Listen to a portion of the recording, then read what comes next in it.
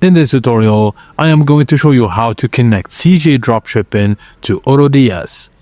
If you're interested in starting with CJ Dropshipping or AutoDS, check the link in the description. Firstly, visit CJ Dropshipping and browse or search for a product you'd like to sell. Open the product page and copy the URL from the address bar or copy the product ID listed on the page.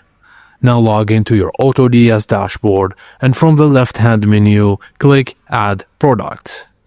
In the pop-up or input box, pass the CJ Dropshipping product URL or ID.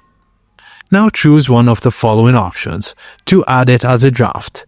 Import the product to the drafts section so you can edit the title, customize descriptions, change pricing or variants, or best for full control before publishing.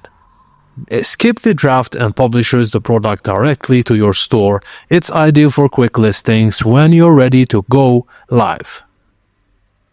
Once imported, the product will appear in your Products or Drafts tab on AutoDS based on your chosen import method.